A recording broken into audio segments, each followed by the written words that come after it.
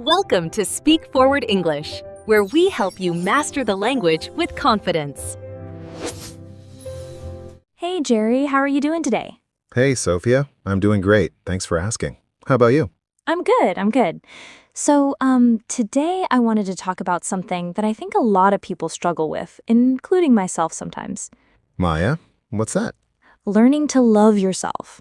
I know it sounds like one of those cliche topics, but I really think it's something we don't talk about enough in a real, practical way. You're absolutely right. I mean, everyone says love yourself, but what does that actually mean? Like, how do you do it?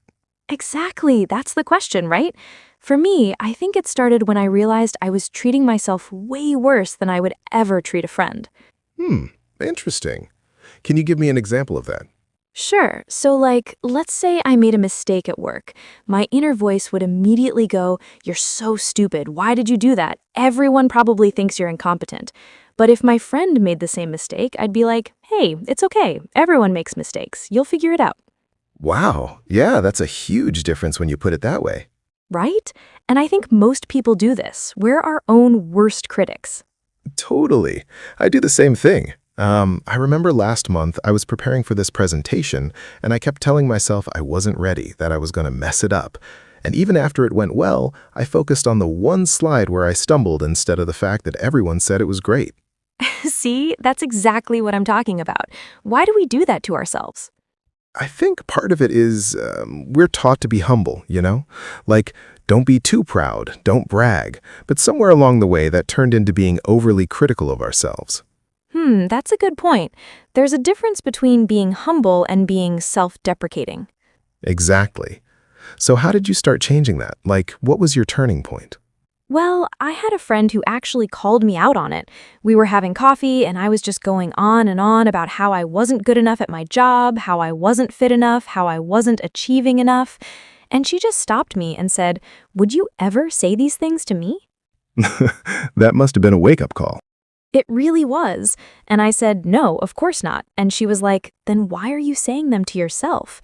It hit me so hard because I realized I had created this whole narrative in my head that I wasn't measuring up to some invisible standard. Man, I think we all have that invisible standard. It's like this perfect version of ourselves that doesn't actually exist.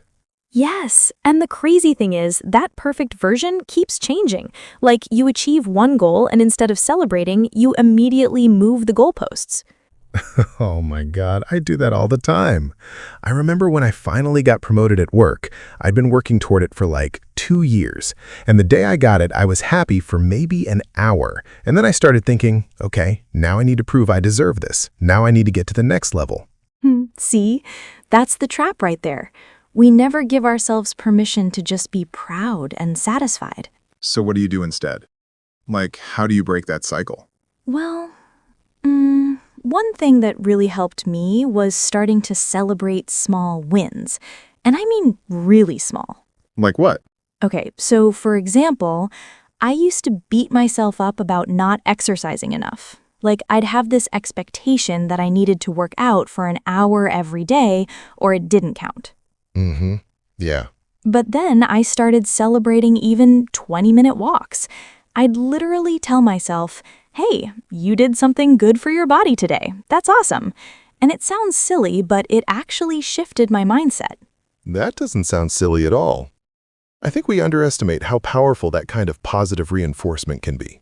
Right? Because we're so used to focusing on what we didn't do instead of what we did do. You know what else I think plays into this? Social media. Oh, don't even get me started on social media. No, seriously though. Like you're scrolling through Instagram or whatever, and everyone's posting their highlight reels, their perfect vacations, their perfect bodies, their perfect relationships. And you're sitting there in your pajamas eating cereal for dinner. Exactly. And then you feel bad about yourself because you're comparing your behind the scenes to everyone else's highlight reel. That's such a good way to put it. The comparison trap is real. It is. I actually had to take a break from social media for a while because it was really affecting my self-esteem. Really? How long did you take a break for? About 3 months. And honestly, it was one of the best things I've ever done. Like, I didn't realize how much mental space it was taking up until I stepped away from it. What changed for you during that time? Well, for one thing, I stopped measuring my life against other people's. I started focusing more on what actually made me happy instead of what looked good or what would get likes. That's huge. Yeah, and I also realized that a lot of the content I was consuming was making me feel inadequate. Like fitness influencers, lifestyle bloggers, all of that. The get up at 5 a.m., meditate, work out, make a green smoothie, journal crowd? Yes, those people. And look, I'm not saying there's anything wrong with that lifestyle, but it's not realistic for everyone, and it definitely wasn't realistic for me. Right, and that's the thing about self-love. It's not about becoming some perfect version of yourself. It's about accepting where you are right now. I like that. But how do you accept where you are when you know you want to improve or change things? That's a great question. I think there's a difference between accepting yourself and being complacent. How so? Well, you can accept that you're doing your best right now while also working toward your goals. It's not one or the other. Like, for example, let's say you want to be healthier. You can acknowledge, okay, I'm not where I want to be yet, but I'm taking steps in the right direction, and that's enough for today. So it's like giving yourself grace while still having ambition. Exactly. Grace is such a good word for it. Because beating yourself up doesn't actually motivate you. It just makes you feel bad. Yeah, I've never beaten myself into success, that's for sure. Right? Like, has negative self-talk ever actually helped anyone achieve their goals? Probably not. You know what I've been trying to do lately? What's that? I've been writing down 3 things I like about myself every day. And they can't be about achievements or productivity. They have to be about who I am as a person. Oh, I love that. That's a great practice. Yeah, it's been really eye-opening. Like, the first few days were actually really hard because I wasn't used to thinking about myself that way. What kind of things do you write? Well, like yesterday, I wrote, I'm a good listener, I'm patient with my friends, and I have a good sense of humor. You do have a good sense of humor. Thanks. But yeah, it's helped me focus on my intrinsic value rather than just what I accomplish. That's beautiful. Because I think that's what self-love really is. It's recognizing your worth isn't tied to your productivity or your achievements. Exactly. And that's hard in a culture that's so focused on hustle and grinding and constantly doing more. Oh my gosh, yes. The hustle culture is exhausting. It really is. Everyone's like, I'll sleep when I'm dead or no days off. Which is so toxic when you think about it. Totally. I mean, rest is productive. Taking care of yourself is productive. Preach. I actually started scheduling rest time in my calendar like it's an appointment. That's actually genius. I'm serious. Like Sunday afternoons are do-nothing time, and I protect that time like I would any other commitment. I might need to steal that idea. Please do, because I used to feel guilty about resting, like I should always be doing something productive. Yeah. The Protestant work ethic really did a number on all of us, huh? Seriously, but learning to rest without guilt is part of loving yourself. You know what else I think is part of it? Boundaries. Oh, absolutely. Boundaries are huge. Yeah, like learning to say no without feeling bad about it. That's a tough one for a lot of people. It was tough for me. I'm a people pleaser by nature, so saying no felt like I was letting people down. But you were letting yourself down by saying yes to everything. Exactly. And I had to learn that saying no to something that doesn't serve me is actually saying yes to myself. Ooh, I like that framing. Can you give me an example of a time you had to set a boundary? Sure. So I have this friend who would always call me late at night to vent about her problems, like 11 p.m., midnight, sometimes even later. Oh, wow. Yeah, and I'd always answer because I didn't want to seem like a bad friend, but it was affecting my sleep and my mental health. So what did you do? I finally had a conversation with her. I told her that I care about her and I want to support her, but I need to protect my sleep. So I asked if we could have our conversations before 9 p.m. instead. And how did she react? She was actually really understanding. I think I'd built it up in my head to be this huge confrontation, but she just said, "Oh, I didn't realize that was bothering you. That's totally fine." Isn't it funny how we do that? We imagine the worst case scenario.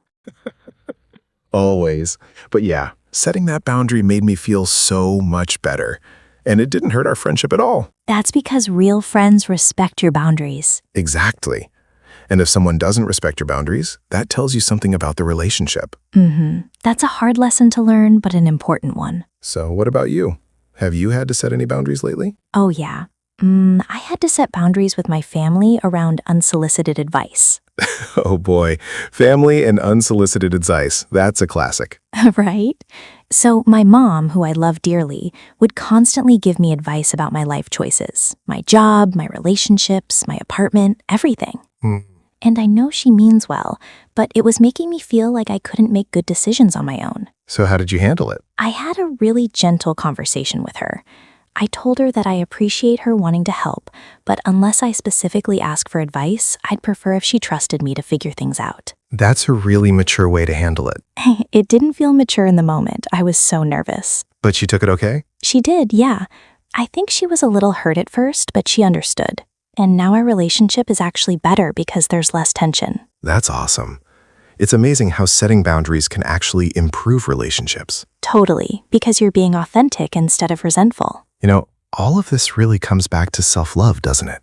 Celebrating yourself, resting, setting boundaries. It does. It's all about treating yourself with the same kindness and respect you'd give to someone you love. Which sounds so simple when you say it like that, but it's actually really hard to put into practice. Oh, it's definitely a practice. It's not something you just wake up one day and do perfectly. Right. It's ongoing. Exactly. And there are going to be days where you slip back into old patterns, where you're mean to yourself or you ignore your boundaries. But the important thing is recognizing it and trying again. Yes, that's self-compassion right there. Forgiving yourself for not being perfect at self-love. The irony. I know, right? Well, I think this has been a really good conversation. I hope people listening got something out of it. Me too. And hey, if you enjoyed this conversation and want to hear more, please subscribe for daily English listening. We'd really appreciate it. Yeah, we put a lot of heart into these conversations, so your support means a lot. And remember, loving yourself isn't selfish. It's necessary. Beautifully said. All right, take care, everyone, and be kind to yourselves. See you next time.